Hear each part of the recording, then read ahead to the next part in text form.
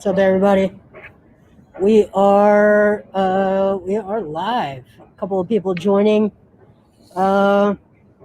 Chris, we are live. What's up? What's happening? Go. Listen, we're gonna have Doc Rivers on in about 3 minutes. I just checked the injury report. Ben Simmons is probable per the 5:30 report. So we should have a Ben Simmons. We will not have a Seth Curry tonight. We will not have a Joel Embiid. We will have Sixers basketball. I am next to the escalator because I'm a little worried about have great seats, but I'm a little worried that the DJ is going to start playing music. So just to be safe, I stepped out and I'm at the basically the concession stand on the club level. So little change now that we have fans in the building.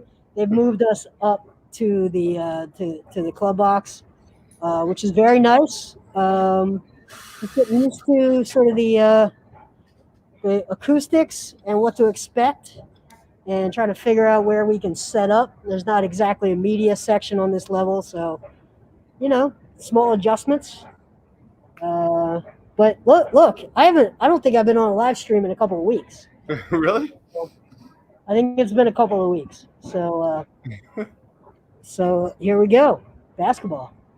We haven't done at least a watch. We're doing a watch party after this, and we haven't done one in a long time. It's been way too long. Mike Grimm says Sixers got to win this game. He wants a Spurs-like performance, even if Embiid and Seth aren't playing. The Kings are worse than Spurs. We'll see. We will see. We've got EEC saying Jesus Ben is probable with knee soreness. We got Vasilios joining. What's going on, Vasilios? Pedro. What's going on, Pedro? Good night, Sixers friends. Cheers from Brazil. Let's go. Yes. Brazil. Yes, sir. Yeah. We're all over the place. Yeah, I don't know enough Portuguese to even fake it. So I would love to, Pedro, but I don't know it well enough. I would love to fake it because there's nothing I love better than faking just bare competence. But I can't do it. So. I'll do my best. Thank you for joining us. It's kind of awesome. I'll do my best to stay on task today because I got this going on and I've got March Madness going on. Yeah. By the way, they're playing March Madness on the Jumbotron. Nice. In the bowl. Yeah, during warm-ups, they're playing it on the big Jumbotron. So that's kind of awesome. We were watching that a little bit. Justin Grasso and Kai Carlin and I before we stepped out. So, awesome.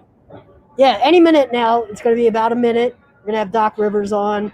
So if you have some compelling questions on your mind and you think we should ask it, maybe we will. I'm sure Austin will be on there asking questions. I don't particularly have a question tonight. Maybe after the game. What's up, Nasty? Good to see you. It's been a while. Really glad to see you. Yeah, good to see everybody. It's been a while for me. Anthony has a really interesting question. Given how top-heavy the Sixers are you concerned Ben and Toby could be possibly worn out by the time the playoffs start? Any concern about that, Jason? It's interesting. Tobias, one of the things we don't talk about is his conditioning. He actually led the league, led the NBA last season in miles traveled. He's a workhorse, man. So I don't have any evidence that he wears down. There's nothing in his career that would say that he doesn't handle that workload. And Ben Simmons is he's had a couple of injuries in his career, but he's a workhorse. When he's healthy, he is he's reliable as heck. Yeah, I'm pretty sure he has the best net on the team in clutch situations lately. So Tobias Harris has been absolutely money, especially ISO in clutch in those fourth quarters, man. He has been absolutely terrific. Just what a season for Tobias. I know last game wasn't the greatest, but Tobias has been everything sensational. So much made of his contract, and if you look at it, it's I don't know why we're so worked up about him spending Josh Harris's money. He fits into a salary, into a cap slot that could be 22 million, could be 28 million. I don't know why it mattered, but it really did seem to irk a lot of people last season. But the guy is just he is as reliable a professional as you could ask for, in my opinion. Yeah, he's been awesome. Is he an all-star? Is he a superstar? Is he a first option? Those are all arguable, but it's the contract stuff I think is silly. I don't think you can argue a bad fit anymore. I mean, that is completely. Yeah. He's an absolutely terrific fit. When you look at Ben Simmons and Tobias Harris and what Tobias can give you as a scorer in those fourth quarters, it's everything. And you look at his catch and shoot numbers, outstanding. So there's a lot of debate whether or not he was a bad fit and a bad contract. The contract, I think he's proven that it's not terrible, but he's a great fit this year next to Ben and Joel. Yeah. I think he's really improved as a defender under Doc. I think he's been legitimately a good defender this year. Would you agree? Oh, but even in the post, he's been terrific. Yeah. You look at his numbers. I've been doing like matchups stats on my Twitter handle, and he's been coming out on top a lot of these matchups this season, and no surprise, he should have been an all-star. All right, great. All right, who has a question for Coach? All right, Lauren Rosen. Hey, Coach, what are you hoping to see out of your younger shooters tonight and tomorrow without Seth? Just making shots, but I don't worry. None of them are going to be Seth. He's such a great shooter. So, just play their game, really. Like, we don't try to ask any guys to do something that they can't do or that they're not. So just be comfortable in their own skin, understand what we're trying to do on the offensive end, and then go from there. What did you make of the way, especially Ben and Matisse, contained De'Aaron Fox last time, and how confident are you in their ability to do the same tonight? Yeah, I mean, Fox is playing great right now. So it seems like both times we've played Sacramento, they're playing very well. Clearly you have to try to contain them or you're not going to beat them. So it's important for us. Thank you. All right, Robert Schramm. Thanks, Molly. Hey, Doc. Hey, Robert. How are you? What's going on? Good. Good to see you. Hey, Doc, you just mentioned it. What is it about teams? I mean, Sacramento was struggling forever, and then they beat Washington. They beat Boston last night. What is it about? Is it something to do with the pandemic? Can you make a... No, it's just the typical flow of the season. Sacramento is a talented, especially offensive team. And, you go up, you have ups and downs during the season. You just do. It could be a scheduling thing where they get into a good rhythm. I mean, there's so many reasons why teams play well or go on little runs during the season. I don't think it's any different, honestly, than any other season in that regard. Mark Narducci. Hey, Doc, is there any update on how Seth is doing, and are you able to say who's going to be starting for him tonight? No, on both, I guess, Mark, not being a wise ass. We really haven't decided because we're waiting to see what they're doing with their lineup. So we'll see. One other thing about them, they're coming off a back-to-back, but they had a big win. How about that? Do you think that'll give them a little extra momentum coming in here? Yeah, they're playing well. It's funny. Last time we played them, I think they had won 5 games in a row. We beat them, and then they lose 8 in a row. Now they've come off back-to-back wins, and especially in a win in Boston is always a lift for any team, with the quality of that team. So yeah, they'll come in ready. Okay, thank you. Yeah. All right, last call for Coach. All right, thank you, Coach. Take care. We like those. All right, we like those. Was he referring to a short? Yeah, yeah. Not a lot of questions. I don't know if you've watched Last Chance U. Have you watched that yet? No, I don't even know what that is. So it's a documentary about a community college, East Los Angeles Community College, where they had some Division I guys that 4-star recruits, guys that played with Ben Simmons in high school. For whatever reason, each one of them has a reason why they sort of fell out of the pipeline and were sort of trying to crawl their way back to Division I. So it's one of those things. I get the sense that these guys are in the middle of the season. They haven't watched it, but it's pretty interesting stuff around team dynamics. You've been on sports teams. You've seen the difference between sort of what the polish of a press conference is versus a locker room dynamic.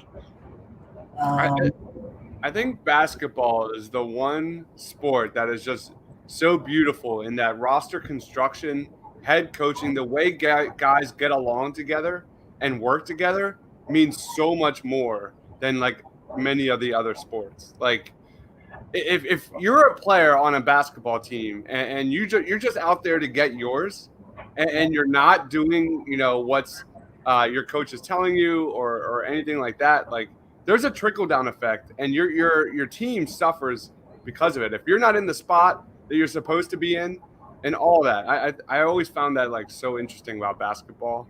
You can miss a spot, you can miss a block, you can miss a tackle in football. It'll cost you a first down, but in basketball, you can't rank those things. I found that really interesting. Yeah, I agree. I want to ask him about if he's seen that, because the behind the scenes stuff is so compelling at that level. I get the sense that I've actually reached out to a couple of people today to see if there's any like reality to at the high levels, at the professional level, if a locker room is dysfunctional like that. I don't think that it is. But my guess is that those guys are watching film right now. That might be a summertime sort of question. But I don't see any comments to the effect that they've watched it. But I would highly recommend it. Just for that sort of locker room dynamic, the frustration. I do agree. I think there's a couple of sports like baseball. Everybody is on an island. You get exposed pretty quickly if you're doing the wrong thing defensively, but you can also hide. Like the ball just might not get hit to you, right? Mm-hmm. In basketball, one of the things during that documentary, they said you can freelance if you want, but you better be right. If you don't do what the coach says, then you better definitely be right. I do agree that coaching might matter more in basketball than any other sport that I can think of. Mm-hmm. All right, let's go to this question by Nasty Nizzle. With Seth Curry out for the next 2 games, do you think it's a good time for Maxey to get back into the rotation? You look at 5 of the last 6 games, he's not played more than 10 minutes. Jason, any take on Tyrese Maxey getting more burn tonight with no Seth Curry? I think it's probably a good time of year to insert him back in. I think if they can control this game, there's a period of time where you'd want to get him in. But I think schematically, he doesn't quite fit what they do. And quite frankly, I think Isaiah Joe fits what they do a little bit better than Maxey. As a one-on-one individual player, is Maxey a better player than Joe? I think so, for sure. But when you think about the roles that this team has and what they ask players to do, I just think it's not a natural sort of plug and play type of player. He needs the ball in his hands. He needs time to dribble the ball, and he needs time to get downhill. And that's not exactly how this team plays. So, Okay. I think it's tougher than we think to just plug him in. Okay. Anthony says, is there anything at all that Doc Rivers teams becoming complacent with big leagues? I'm thinking the Clippers playoffs and Sixers multiple times. Greeting from Austin. Australia? I think it's Australia. Australia? Okay. Yeah. I don't think the other night against Milwaukee was complacency. I think they had tired legs. Second night of a back-to-back. I think Milwaukee just reeled them in and overtook them. So I haven't seen this. I think they've been pretty good at maintaining leads, haven't you? Yeah, I mean, especially coming out in like the first or third quarters, they've done an extremely good job at that.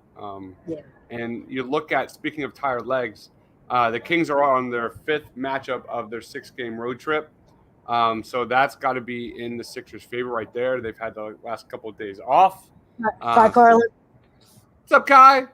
What's up? What's going on, guys? Say hello. Oh, man, I should have thrown in a Batman comment. I had an opportunity and I missed it. Wait, I'm sorry. He's on the Batman is bad, right? I You're know. The Batman is good? Oh, yeah, of course. Of course. I'm the smart one.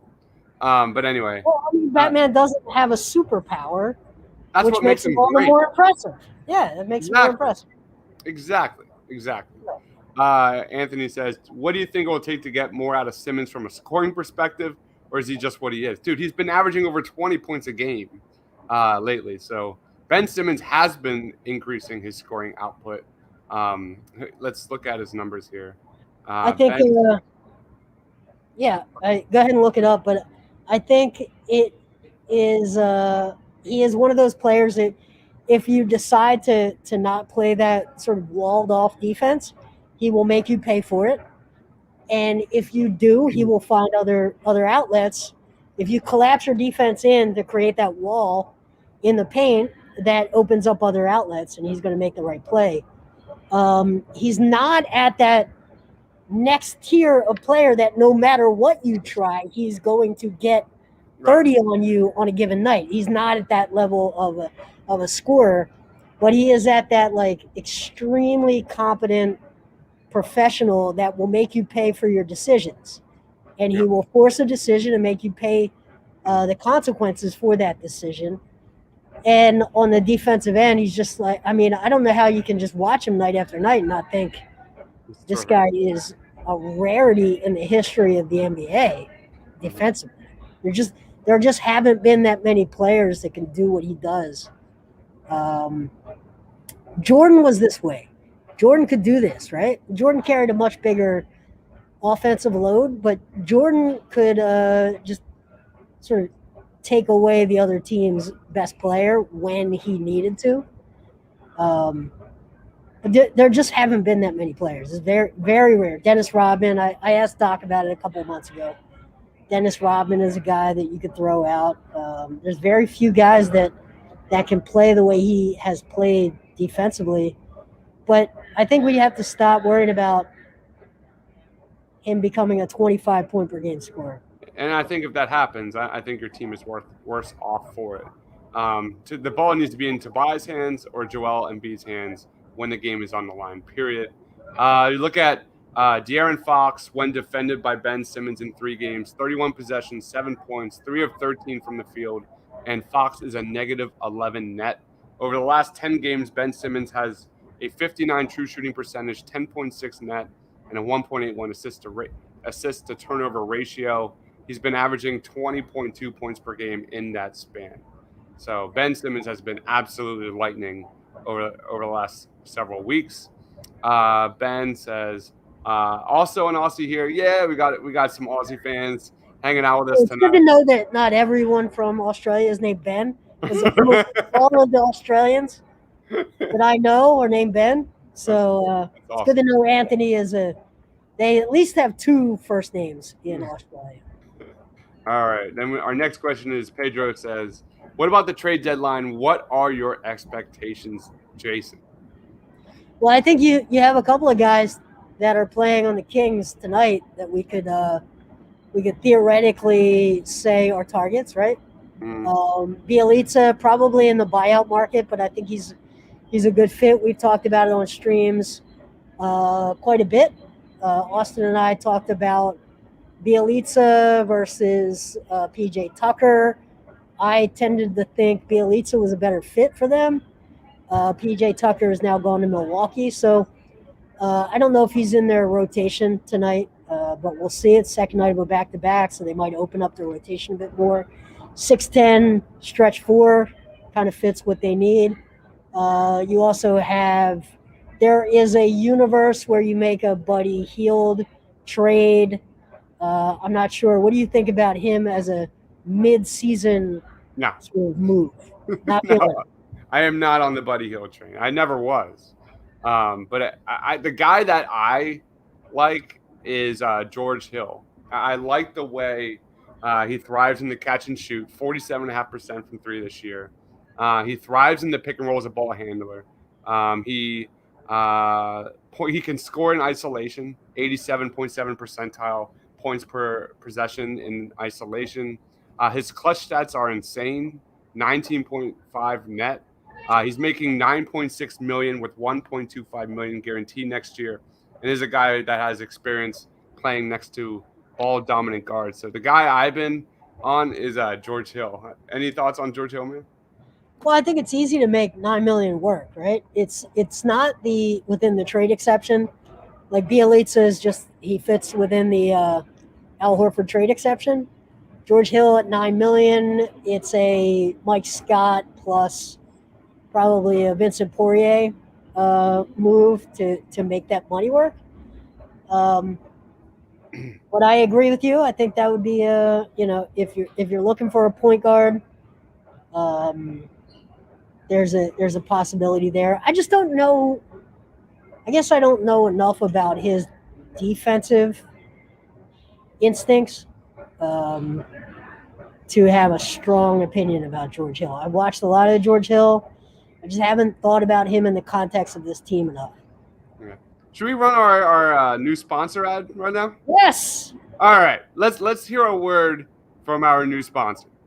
Hey, what's up, guys? March Madness is here. The NBA and NHL are both in full swing. Baseball opening day is coming up, while we here at the Painted Lines are devoted to bringing you top-notch content from all the major sports. We are excited to also now give you the opportunity to cash in on all that content and knowledge. If you follow the link below, you will have the opportunity to sign up with BetRivers, an online sportsbook, and get an instant new user deposit match of up to $250. That's free money that you can use and try to turn into more free money. Let's go. Don't sit there and waste all that money. Turn every basket into an otherwise meaningless Cavs-Timberwolves matchup in on a random Wednesday in March. That makes it all the more exciting. For betting tips and advice, be sure to check out written content from our top prognosticator, Money Max, on our website at thepaintedlines.com, or check out the Tough Cover podcast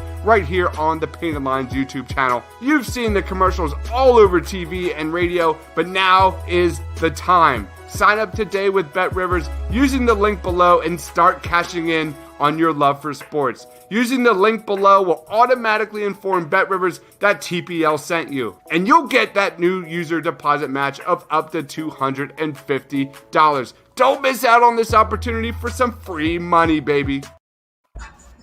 What a loser. Chris, you're so good at that. How good are you? I hate it so much. Good at that. It's so good. Hey, listen, I think my sound is a problem. I've stepped while you were running that. I moved close to my seat, but I think it's a little loud. But let's put that link up in the comments. People, you can if you really want to support us. I think it's a great way to support what we do. We've been trying to come up with ways to make it mutually beneficial. We've got a bunch of betting stuff. We've got a bunch of